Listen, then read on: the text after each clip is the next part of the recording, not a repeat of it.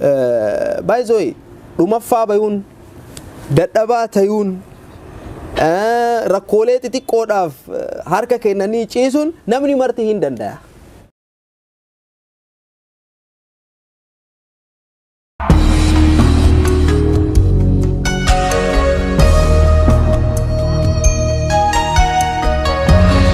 Tole gaamee imala gara milkaa'inaa guutuu keessatti wanni tokko guddaan tokko kana milkaa'ee jettee yaaddu ni jira.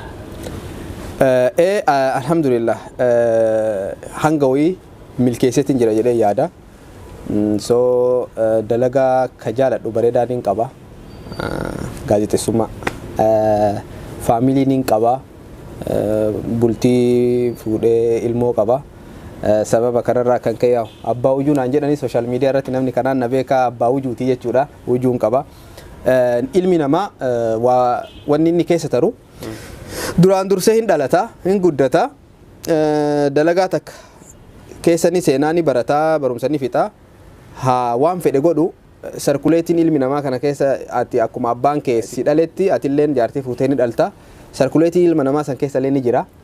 Milkaa'ina gara dalagaatilleen alhamdulillah dalagaa bareedduu nin qaba. So of duraaf immoo kana caalaa milkaa'ina guddaa of duraaf waan tokkorra dhaabatuu hin jaaladhu uumama kiyyarraa waan maraayyuu jijjiiruu barbaada ammallee baratuu barbaada barumsi kiyya hin jalqabamne jedhee yaada. Aniin kun nama wallaaladha nama beekaa miti so beekuuf yaalii godha jechuudha. Tole mee galatoomii osoo ammaa silaa rabbiin waan ati barbaaddu keessa waan tokko siif hin godhaati naahimii jee sakandii 10 qofa sii kanne yaaduraaf sakandii 10 qofa qabda siin jee mee hangam takka wanni ati qophooytee eeggachaa jirtu beekuudhaaf jechuu si gaafatee ati maalirraa barbaadde rabbirraa. Ani nin tattaafadha ani ciiseetiin rabbi akkana naa godhu asiin naa dabarsu asii Ameerikaa naa fiduu hin jedhu. Milkaa'ina keessan bakka yaadde san ga'uudha waan barbaaddu san argachuuf wanni si barbaachisu guddaan maalin si godhe yoo siin jedhe. Waan na mudatan chaalenjiiwwan maraayyuu kararraa sunarraa haxaa'eetiin karaa qullarra na fiisisee hedduu dasna jedha sabboodhaan uyyuu fiigatiin bakka saniin dhaqqaba. Chaalenjii malee milkaa'ina irratti jechuun amma fakkeenyaaf ani akkuma siin jedhe sani baradhee looyara ta'uu hin danda'a jedheeti yaadame kun naaf waan guddaa miti. Ammatti waan opportunity sanin argatiniif malee naaf looyara ta'uun salphaadha. Anyway wanni ani yaadu waan takka jira beeta. Wanni ani yaadu sun maali? Anaaf milkaa'inni waan takkarraa waan takkatti taruu miti. Naaf milkaa'inni akkasii miti. Fakkeenyaaf haa jennu ani abjuun qabaa miree abjuun kiyya xiqqaa miti abjuun kiyya guddaadha. Abjuun kiyya ummata kiyya saba kiyya Afrikaa tanaa miti addunyaa tana yoo danda'e jijjiiruudha abjuun kiyya. Saninni jijjiira jedhee nama yaadu malee amma telefoona qaba telefoona bareedutti jijjiiruuf rabbi wanni kadhadhuuf yaani rabbitti kadhadhee rabbitti godhadhee akkasitti yoo rabbii waan san naa milkeesse waan san godhaa jedheetiin waan xiqqoo tanatti rabbiin hin rakkisu sin jechuu fedheetti. Abjuun qaba abjuu kiyya san wantoota na mudatan wantoota gugurdaa wanna humna kiyyaa olii an wanni rabbiin takkittiin rabbiirraa fedhu maal inni waan humna kiyyaa olii yaa rabbiin na rakkisin. Waan humna kiyyaa olii natti hin godhin waan humna kiyyaa immoo tattaafatu dirqama kiyya akkasittiin yaadaan dirqama nin qaba maaliif tokkoffaa biyya kana keessa miti an gaafan dhaladhu rabbiin gabbaruuf hin dhaladhe fi jireenya addunyaati fi ta'akiraattu jira mire jireenya tana keessatti milkaa'ina namuu ni barbaada. Baay'ee dhumaffaa bayuun dadhabaa tayuun rakkoolee xixiqqoodhaaf harka kennanii ciisuun namni marti hin danda'a. Kana irratti walii gal namni wanni hin dandeenye kilaasii keessaa tokkoffaa bayuu namoota si wajjin jiran caalanii argamu bakka guddaa gahuu wanti kun chaalenjii guddaa barbaachisa. Chaalenjiin si mudatu kun rabbiin waan humna keetii ol waan ati godhuu hin dandeenye waan humna kiyya oltu jira mire wantoota akkasiisan akka rabbiin narraa haxaayuun barbaada akka narraa salphisu. Waan humnatiyyaa immoo ani hin tattaafadha rakkoo miti irratti na gargaara jechuudha gargaarsa rabbii tana yeroo maraayyuu nin fedhas ayoppisoo haga ammaattis gargaarsa rabbiitiin jiraataa jira garuuyyuu of duraafis waan humna kiyya olii rabbiin natti hin kennu. Mee guyyaan ati jireenya kee keessatti hin daganne tokko guyyaa akka guyyoomi? guyyaan ani jireenya kiyya keessatti hin daganne guyyaa biyya baqaa keessatti yaa biyya baqaa baatu faamileen kee wajjin hin baatu kophaa kee jiraatta enna gaafa gurbaan kiyya dhalatu guyyaa san yoomuyyuu hin dagadhu maalifi sodaa guddaa qabaa ture tokkoffaa amaliyaa jedhanii C-section yookaan C-sectioniin maal operaasyoonii godhuudha jaartiin tiyya kutaa operaasyoonii seentee so ani alan dhaabadhaa namoonni firri kiyya hin jiru so maalin jedhaa ummata kana hin sodaadha durumarraayyuu so isin achi keessaa biinxamuu jirti yookaan C-sectionii godhu jirti sababa hedduun cinqamaa ture eegarraanii gaafa wanni marti bira tareetiin jedhe waan san yoomuu mudannaa san yoomuyyuu hin dagadhu mudannaan keessattuu biyya baqaa keessatti sirratti raawwatamu sammuu keessaa nama badu. Tole mee ati akka amiiritti milkaa'ina jechuun siif maal? Okay milkaa'ina jechuun anaaf waan argadhe irratti gammadee of duraafis waan gammadu godhuudha. Maallaqa guddaa qabaatuun naaf milkaa'inaa miti. Makiinaa konkolaataa bareedaa oofuun Ameerikaa deemuun mana gugurdaa bitatuun naaf milkaa'inaa miti. Ani wanni barbaadu haa xiqqaattu haa guddattu gammaduun barbaada. Gammaduuf immoo waan sammuun tiyya na ajajjee fi waan sammuun tiyya naaf jaalatte san godhuu barbaada. Anaaf milkaa'inni waan sammuun tiyya jaalattee itti na gammachiise san yoon argadhe naaf milkaa'inni guddaan san. Mee jireenya kee keessatti yeroo nati qisaatte yookaan faayidaa takka malee dabarse jettee yaaddu ni jira yoo jiraatu yoomi? Waaw hedduu jira. Dargaggummaa. Dargaggummaa kiyya keessatti waa baay'ee dabarsee jira. Yeroo kiyya qisaaseetiin jira. Garuu yoo taatus an jireenya kiyya keessatti abshaala jedhee yaada beete. Fakkeenyaa fi sa'aa dheeraa qamaasaan dabarsee beeka.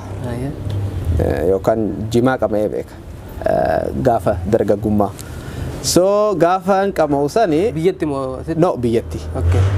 Gaafa dargaggummaa ammaa miti. So gaaf sani yeroo dheeraa qamaasarratti dabarsaa ture haa taatu garuu mirqaanee galgala niin qo'adhaa ture barumsas niin deemaa ture an dalagas hedduun jaaladha niin dalagaa ture garuu sa'aalee san moor osoo itti fayyadame bakka amma jiru ol niin jira jedheetiin yaada. Wanni guddaan tokko haati milkaa'ina kiyyaaf na barbaachise jettee yaaddu maali? Osoo nama harkadhee milkaa'ina kiyya bira salphatti hin ga'uu danda'a jettee wanni ati yaaddu ni jira? Wanti guddaan ani argatu barbaadu opportunity barumsaati. Barumsi ifa jireenyaati. So hedduu jireenya kiyya keessatti ni barbaada carraa barumsaa argatu. Yoonni baradhe waa mara jijjiiruu danda'a, hawaasa kiyya jijjiiruu danda'a, faamilee kiyya jijjiiruu danda'a, namoota naannoo kiyya keessa jiran jijjiiruu danda'a. Kanaaf barumsi ifa jireenyaati jedhee waan yaaduufi carraan guddaan milkaa'ina kiyyaaf ani barbaadu barumsa, carraa barumsaa. Anaa qofaa fi miti baqataa biyya kana keessa jiru carraa guddaan inni hawwuu qabu ka jedhee yaadu barumsa. Namni barumsa hin qabne chaalenjii hedduu keessa daruu hin danda'u. Kanaafuu carraa barumsaa ammallee biyya kana keessatti rakkoon guddaan wanni nutti uumame maali? Carraa barumsaa dhabuu keenya. Maaliif jennaan yoo biyya kana keessatti osoo hin baratiin umriin si deeme gaafa biyya san irree deemtu ati maal taata jechuun warra sahanii dhiqu yookaan yaani dalagaa hin tuffatamu garuuyyuu namaa gadi akka ati waan ati asirratti waan takka uumtee sammuu kiyya keessatti bakka guddaa ga'uuf uumtee jirta. Asiin immoo godhaa hin jirtu waan san. Umriin kee akkanuma deemuu jira jechuudha qisaasamuu jira jechuudha. Biyya kana keessatti carraan barumsaa jiraatuu dhabuun hedduun miidhee jira numaraayyuu. Inna anilleen ka barbaadu jireenya kiyya keessatti carraa barumsaa argatudha. Irra guddaan. Mee ati imala gara milkaa'inaa gootuu keessatti namni fakkeenya siif ta'u eenyu? Nama akkami? Namni naaf fakkeenya ta'u hedduudha. Keessattuuyyuu wantoota ani jaaladhu keessarratti. Anaaf amma Johaar Muhammad fakkeenya guddaadha. Naaf. Inni maal milkeessati fakkeenya siif ta'uu danda'a? Inni wanni milkeesse tokkoffaa jaalala sabaa argate anis hedduun fedha jaalala sabaa. So faamiliin kiyya akkuma reefu si hime jaalala na barsiise.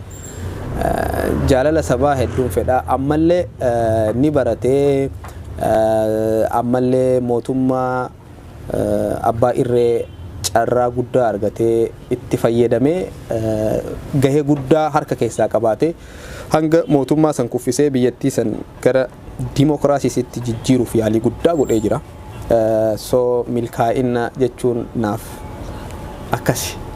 Maaliif jennaan hin beeytanii isin marti keessanuu namni biyya alaa keessatti barumsa bareedaa qabuuf bakka guddaa qabu keessattuu mootummoota biyya alaa biratti fudhatama guddaa qabu jireenya akkamii akka jiraatu nu marti kenna ni beeyna.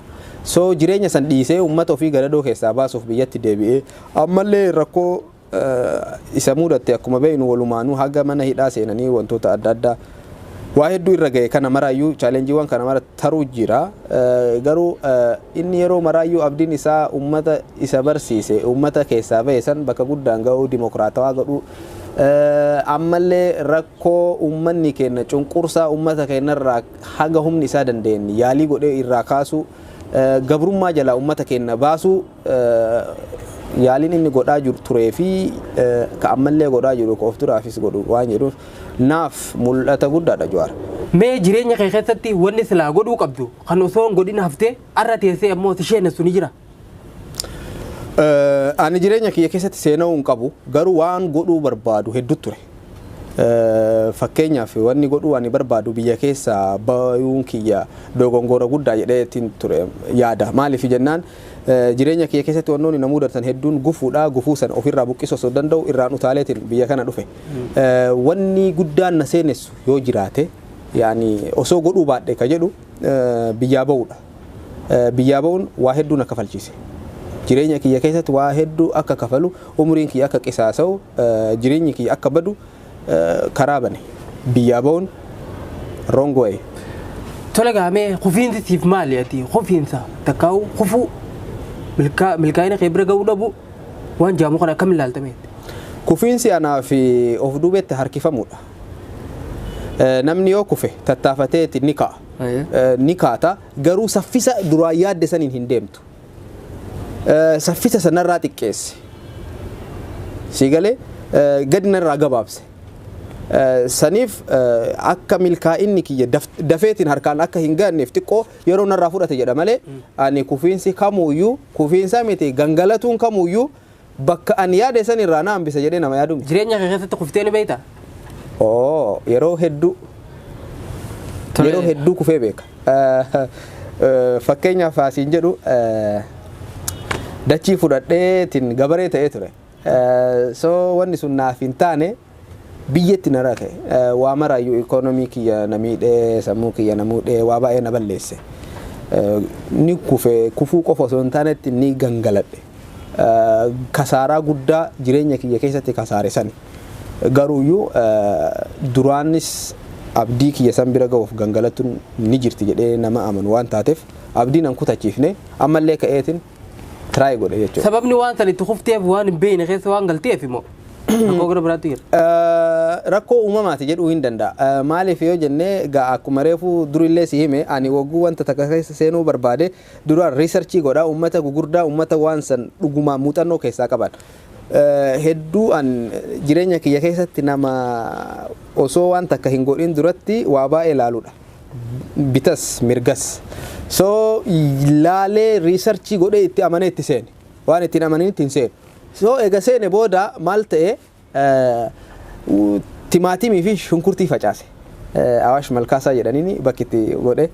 Shunkurtaa fi timaatima dhaabee bokkaan waan bara engaddaa yookaan bara taru olitti nuti masnoon godhaa turre bokkaan dhufee hedduu miidhee lolaan fuudhee ammallee karaa makiinaa seensisuu dadhabee so sababa kanaatiin waan sanirraa milkaa'uu hin dandeenye wanni sun na gangalachiisee jira garuu abdiin an kutachiise. Mee ati silaa jireenya kee keessatti waan tokko jijjiiruu osoo carraantiif kenname maal jijjiirta? Jireenya kiyya keessatti osoo carraan naa kenname waan jijjiiruu barbaadu sammuu ilma namaati. Osoo ka jijjiiramu taate maaliif ani akkasitti yaada ilaalcha ilma namaa ani akkasitti yaada nama ta'ee dhalatee rabbiin nama kana waa hundarra caalchiseetiin uume uumaa rabbii keessaa uumaa bareedaa uumaa ilma namaati. Ilmi namaa badaan hin jiru jedhee yaada.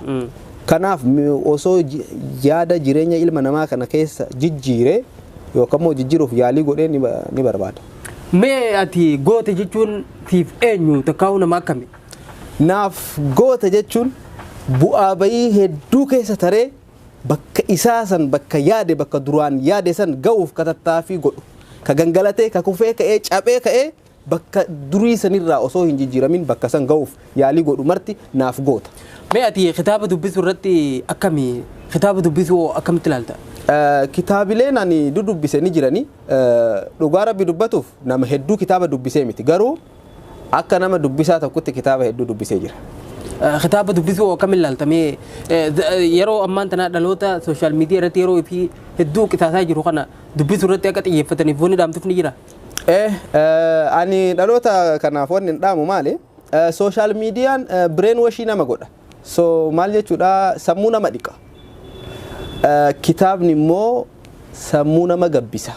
Dhihana yookaan immoo maal jedhaniin soorata qaamati sammuuti. Kitaabni soo ani isiniin jedha akka kitaaba hedduu dubbistaniif yaalii godha. Mee ati akka amiiritti jaalala akkam ilaalta? Jaalalti siif maali?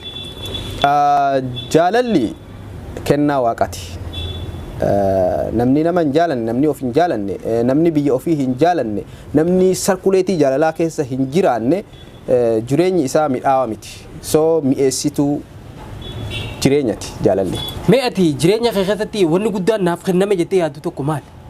Imala gara milkaa'inaa keessatti. Imala gara milkaa'inaa keessatti ani nama abdii kutatuun sammuu kiyya keessa dhufuu miti. So abdii kutatuu dhabuun kiyya naaf kennaa guddaadha jedhee yaada. Ammallee cinqaan qabu. Wanni takka istirasiin angootu. Wanni fedhe yoo na mudate taateen tummarti taatee rabbi irraa dhuftee soo ni tartii akka tartus ni beekaa taateewwan hedduullee waan dabarsee beekuufi naaf sammuun kiyya waan akkasii yaaduun kiyya hedduu yaani guddaadha carraa guddaadha jedhee yaada. Tolee galatoomii waggaa 5 booda eessattii fi akkam keessatti of arguu barbaadda? Waggaa 5 keessatti I hope so bakka guddaa gaya jedheeti yaada. Bakka ani ga'uu yaadu sanirraa tokkoffaan akkuma siin jedhe san nama gargaaru. Ammallee immoo nama biyya ofii gargaaru ta'eetiin argama jedhee yaada. Ammallee yaa hawaasa keenya hanga dandeenyen joornaalistummaan haa taatu sooshaal miidiyaa irratti haa taatu hanga dandeenye hanga humni keenya danda'een gargaaruu jirra. Ammallee waan inni irraanfatamuu hin qabne ammatti dalagaalee adda addaan dalagaa ilma guddisaa hin beekta. So ilmi guddisuun sa'aa dheeraa sirraa fudhata. Kanaaf qabamneeti malee ani hanga humna kiyyaa hawaasa kiyya gargaaruuf nama kaayyoo qabu gargaaruttis jira hanga wayii. Mee osoo silaa yeroon of duuba deebisuu danda'ame bara kamii fi yoomitti deebitee jiraachuu barbaadde? Waaw gaafii hedduu bareeddudha. Yeroon ani itti deebuu barbaadu yeroo ijoollummaa ture. Yeroon ijoollummaa kiyyatti dabarsee hedduun fedha. Osoo yeroo ijoollummaa sanitti deebi'ee hedduu irraa gammada. Maaliif garaagarummaan amma jirtuu fi gaafa sanii maal ture? Yeroo sanitti yeroon ijoollummaa tun waa baay'ee si barsiifti. Ammallee hammeenya hin qabdu, jibbiinsa namaa hin qabdu, rakkoo martisiif rakkoo miti. Wanni sammuun kee marti yaaddu taphatuudha, kolfuudha, gammaduudha, nama waliin jiraatuudha. Kanaaf wanti akkasii sun osoo deebi'ee dhufe hedduudha na jedha. Yaani hedduu irraa gammada. Tolee mee galatoomii gaafii fi deebii keenya xumuruun dura daawwattoota keenyaaf wanni ati dhaamtu addatti yoo jiraate carraasii filadha. Inspaayirin hedduu waan bareedaadha. Namoonni baay'een kanatti hin amanan. Maaliif jennaan dubbii qofa si'an. Garuuyyuu waan guddaadha. Sammuu ilma namaatiif bakka guddaa kenna. Ammallee jireenya keessan keessatti hedduu isin gargaara. Garuu akkamitti yoo naan jettan waan takka ani isin irratti dabaluu barbaada waan inni isin barsiisu irratti. Maaliif yoo naan jettan yoo kaayyoo takka qabaattan barreeffadhaa kaayadhaa guyyaa ganama subii dubbisaa. Sammuun ilma namaa waan ati keessa keette waan ati itti himte qofa deebisee sii kenna.